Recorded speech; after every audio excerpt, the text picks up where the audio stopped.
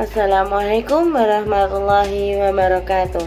Di sini kami dari kelompok 4 akan mempresentasikan mata kuliah Metodologi Studi Islam dengan materi studi Al-Quran dan ilmu tafsir. Halo teman-teman, di sini saya akan menjelaskan sedikit tentang pengertian Al-Quran, isi kandungan Al-Quran, dan nama-nama Al-Quran. Yang pertama yaitu pengertian Al-Quran. Pengertian Al-Quran menurut etimologi atau bahasa adalah sebuah bacaan atau yang dibaca. Sedangkan pengertian Al-Quran menurut terminologi atau istilah yaitu firman Allah yang mengandung mukjizat yang diturunkan kepada Rasul secara berangsur-angsur dan dengan melalui perantara malaikat Jibril. Yang tertulis, Al-Quran itu yang ditulis di dalam mushaf dan disampaikan kepada kita secara mutawatir dan bernilai ibadah bagi yang membacanya.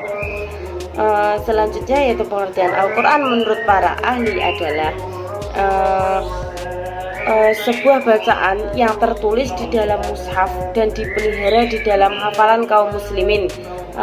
Kaum muslimin itu bagi kaum muslimin yang berminat untuk memeliharanya. Yang selanjutnya yaitu isi kandungan Al-Quran. Adapun isi kandungan Al-Quran yaitu Al-Quran terdiri dari 30 juz, 114 surat, dan 6.236 ayat.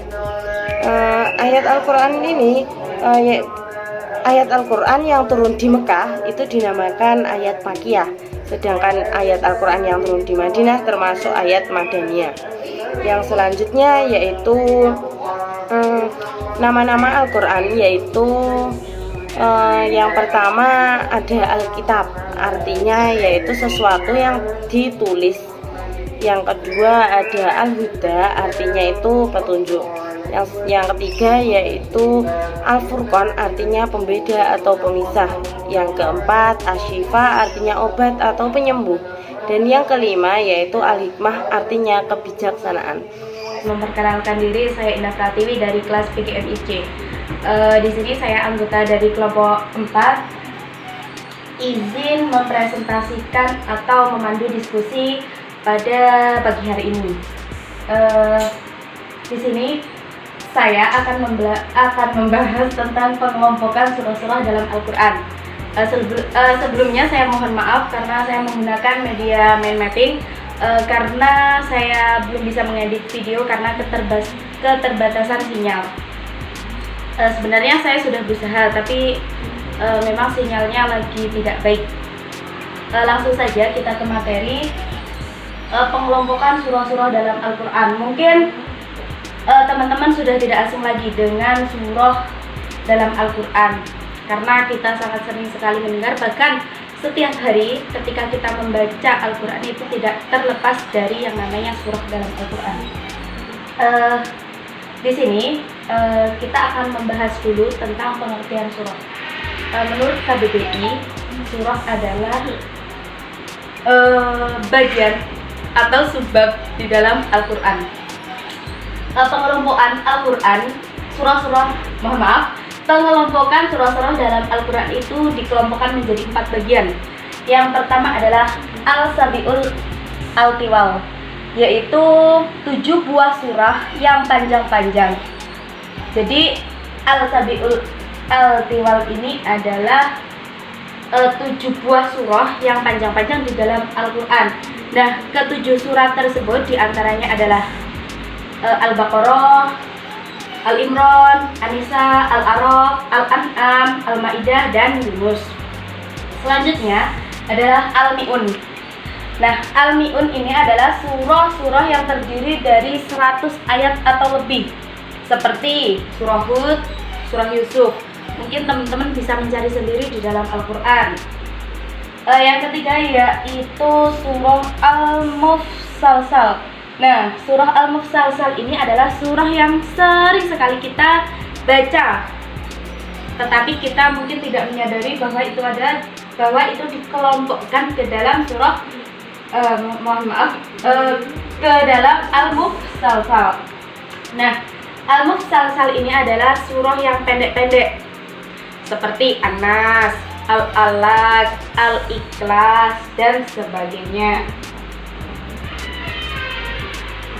Selanjutnya adalah Al-Masani. Nah, Al-Masani adalah surah-surah yang terdiri dari kurang dari 100 ayat. Nah, Al-Masani itu kan yang kurang dari 100 ayat. Itu seperti surah Al-Anfal, surah At-Taubah, terus surah Al-Hajj, dan mungkin teman-teman juga bisa mencarinya sendiri di dalam Al-Quran. Halo teman-teman, perkenalkan saya Ida Rofiatul Jannah dengan NIM 203221113. Di sini saya akan melanjutkan materi selanjutnya, yaitu keistimewaan Al-Quran. Perlu kita ketahui bahwasanya Al-Quran memiliki keistimewaan yang luar biasa. Keistimewaan Al-Quran yang pertama ini yaitu dari segi bahasa. Keistimewaan bahasa Al-Quran ini terletak pada gaya pengungkapannya, yaitu kelembutan dalam jalinan huruf dan kata. Susunan huruf-huruf dan kata-kata Al-Quran ini terjalin secara teratur, sehingga menjadikan ayat-ayat yang indah untuk dibaca dan diucapkan. Keindahan bahasa Al-Quran ini mengalahkan semua hasil karya manusia pada zaman itu, pada zaman sekarang, dan pada zaman yang akan datang. Tidak ada satupun manusia yang sanggup untuk membuat satu ayat seperti Al-Quranul Karim ini. Keistimewaan Al-Quran yang kedua yaitu dari segi kandungan. Al-Quran merupakan kitab yang paling sempurna kandungan isinya. Karena kenapa? Karena di dalamnya memuat kandungan kitab-kitab sebelumnya.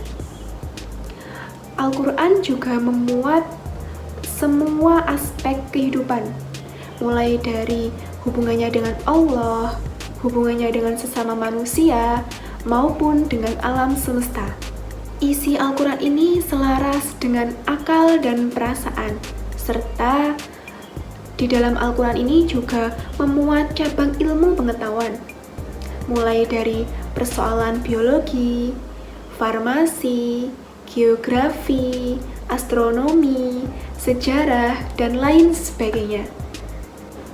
Keistimewaan Al-Quran yang ketiga yaitu Al-Quran sebagai mukjizat terbesar Nabi Muhammad SAW. Al-Quran sebagai mukjizat terbesar Nabi Muhammad SAW ini menjadi bukti kebenaran Nabi Muhammad SAW sebagai utusan Allah yang membawa misi universal, risalah akhir, dan syariat yang sempurna bagi manusia. Al-Quran menjadi dalil yang mampu melemahkan segala argumen dan mematahkan segala dalil yang dibuat oleh manusia untuk mengingkari kebenaran Nabi Muhammad SAW. Dijadikannya Al-Quran sebagai mukjizat terbesar Nabi Muhammad SAW ini dikarenakan setiap mukjizat yang diturunkan kepada para Rasul Allah ini sesuai dengan tuntunan zaman. Susunan bahasa Al-Quran yang tinggi jauh melebihi karya sastra, yaitu syair masyarakat Arab Jahiliyah pada zaman dahulu. Keistimewaan Al-Quran yang keempat yaitu keaslian Al-Quran terpelihara sampai akhir zaman. Di dalam Al-Quran, Allah menjelaskan yang berbunyi, "Kamilah yang menurunkan Al-Zikro," yaitu Al-Quran, dan kami jugalah yang memeliharanya. Di dalam ayat tersebut, Allah menyebut kata kami, yang berarti seluruh umat Islam juga harus ikut berpartisipasi dan berupaya melestarikan Al-Quran serta menjaganya dari berbagai macam bentuk penyelewengan, baik dari segi bahasa maupun maknanya. Cara menjaga Al-Quran diantaranya dengan mempelajari ayat-ayat Al-Quran dengan sungguh-sungguh, berikhtiar menghafal ayat-ayat Al-Quran, mengkaji dan menganalisa isi Al-Quran seluas-luasnya, Dan yang terakhir yaitu mengamalkan isi Al-Quran dalam bentuk perkataan maupun perbuatan di dalam kehidupan sehari-hari. Istimewaan Al-Quran yang terakhir yaitu bernilai ibadah bagi yang membacanya. Setiap huruf yang dibaca dari Al-Quran, Allah janjikan pahala yang berlipat ganda. Penjelasan ini selaras dengan sabda Rasulullah SAW yang berbunyi, barang siapa yang membaca satu huruf dari Al-Quran, maka baginya satu kebaikan. Dan satu kebaikan ini akan dilipat gandakan menjadi 10 kebaikan. Oleh karena itu, tidak ada kata sia-sia dalam membaca Al-Quran. Selagi kita membaca Al-Quran ikhlas lillahi ta'ala, maka insya Allah, Allah akan memberi pahala kita yang berlipat ganda. Ya, selanjutnya saya akan menjelaskan tentang pengertian tafsir. Jadi dalam mapping saya ini sudah tertera ada 4 macam pengertian tafsir. Ada pengertian tafsir secara etimologi, terminologi, pengertian tafsir secara sederhana, dan pengertian tafsir secara singkat oleh beberapa ahli.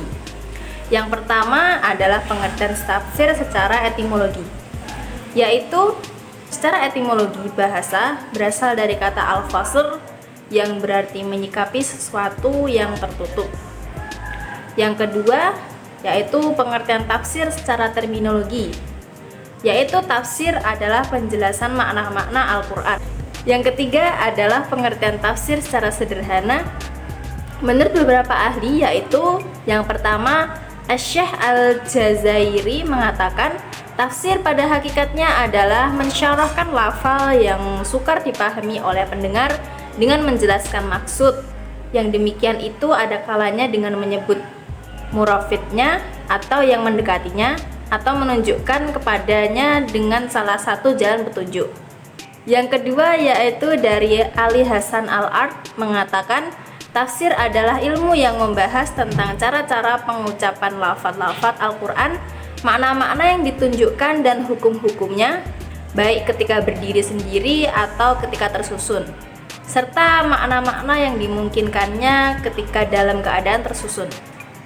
Yang ketiga yaitu Imam Al-Jurjani mengatakan tafsir pada asalnya adalah membuka dan melahirkan pada istilah syara' adalah menjelaskan makna ayat, urusannya, kisahnya, dan sebab yang karenanya diturunkan ayat dengan lafal yang menunjukkan kepadanya secara terang atau zahir. Yang terakhir yaitu pengertian tafsir secara pendek oleh beberapa ahli sebagai berikut. Yang pertama yaitu dari Imam Al-Zarkashi mengatakan tafsir adalah suatu ilmu dengannya dapat diketahui bagaimana cara memahami kitab Allah Subhanahu wa taala yang diturunkan kepada nabinya Muhammad SAW, menerangkan makna-makna Al-Quran dan mengeluarkan hukum-hukumnya dan hikmah-hikmahnya. Yang kedua yaitu dari Imam Al-Kilabi mengatakan tafsir itu adalah mensyarahkan Al-Quran, menerangkan maknanya dan menjelaskan apa yang dikendalikannya dengan nasnya atau dengan isyarahnya ataupun dengan tujuannya. Yang ketiga yaitu Imam Az-Zarkani mengatakan tafsir adalah ilmu di dalamnya dibahas tentang Al-Quran Al-Karim dari segi dalalahnya kepada yang dikehendaki Allah secara yang didapat disanggupi manusia.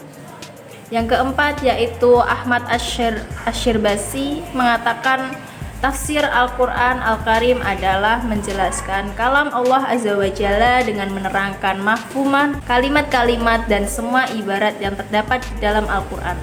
Sedang ulama lain berkata, tafsir adalah ilmu yang membahas tentang hal ikhwal Al-Quran Al-Karim dari segi indikasinya akan apa-apa yang dimaksud oleh Allah.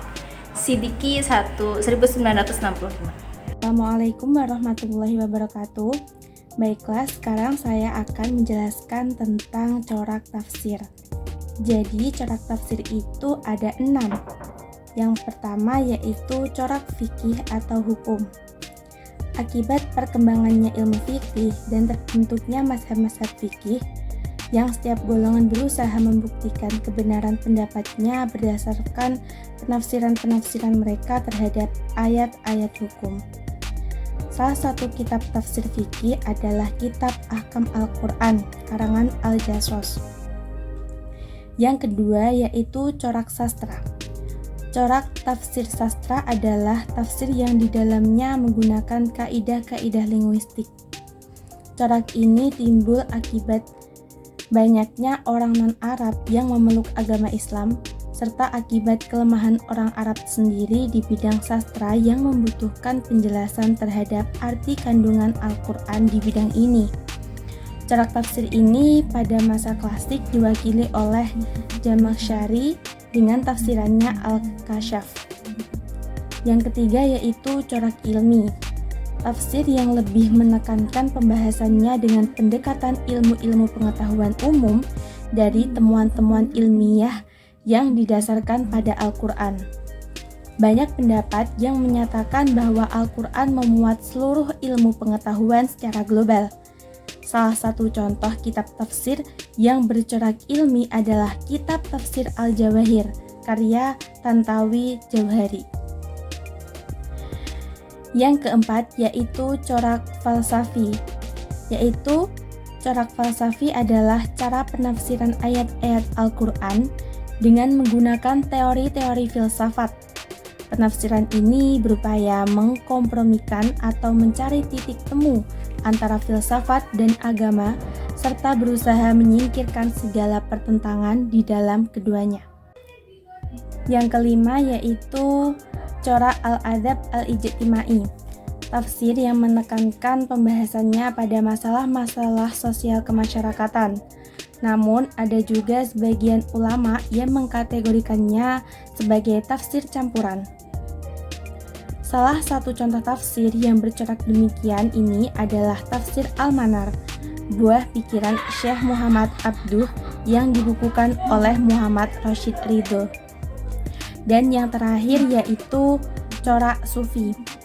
Penafsiran yang dilakukan oleh para sufi pada umumnya diungkapkan dengan bahasa mistik.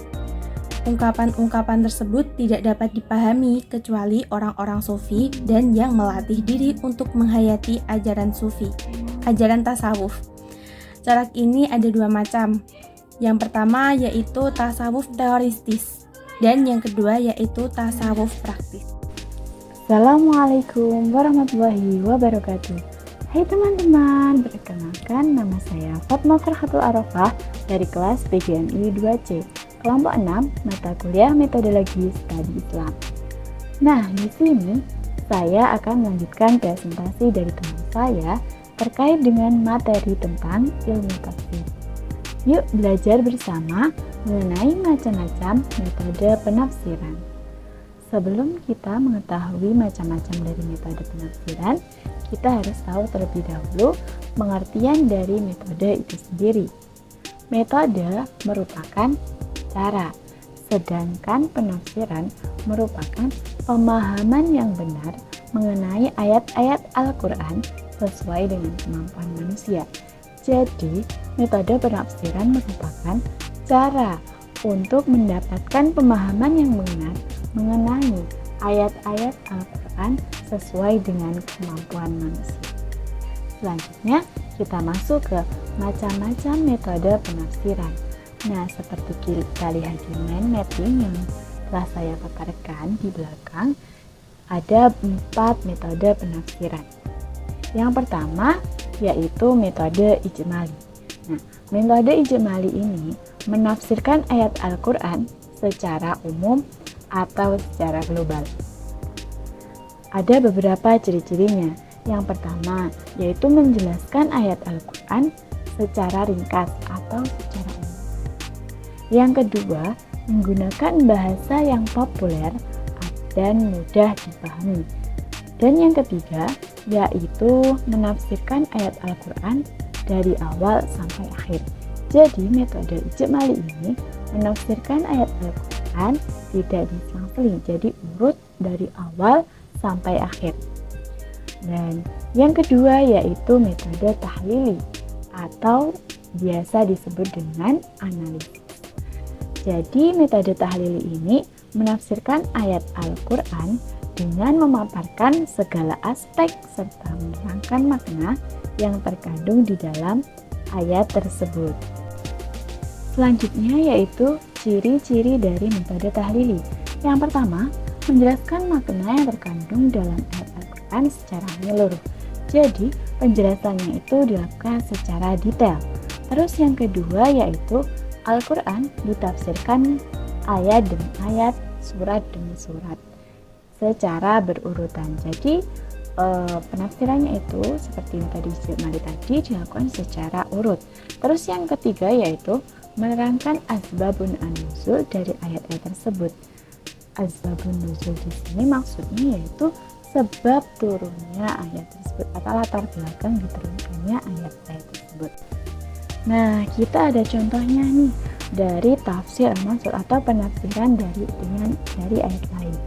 Seperti pada Quran surat Al-Baqarah ayat 2, Bismillahirrahmanirrahim, Dzalikal kitabul la raiba fihi hudal lil muttaqin.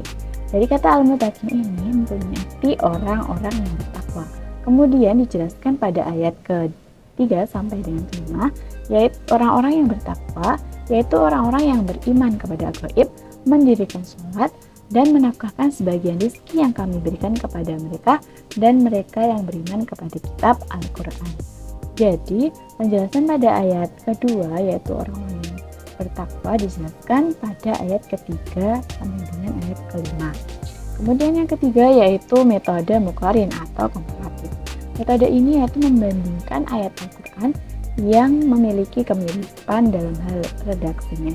Terus yang kedua yaitu membandingkan ayat Al-Quran dengan hadis Nabi yang dinilai mempunyai pertentangan.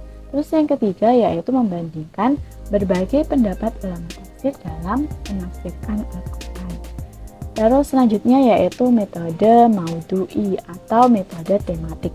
Jadi metode ini menafsirkan ayat Al-Quran itu terlebih dahulu menentukan tema atau topik pembahasan.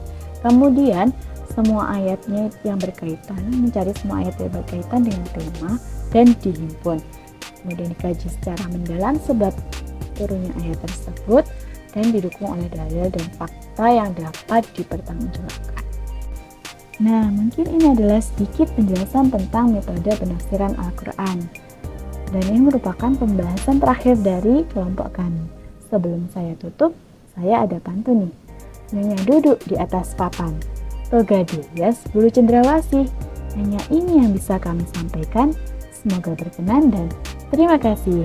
Wassalamualaikum warahmatullahi wabarakatuh.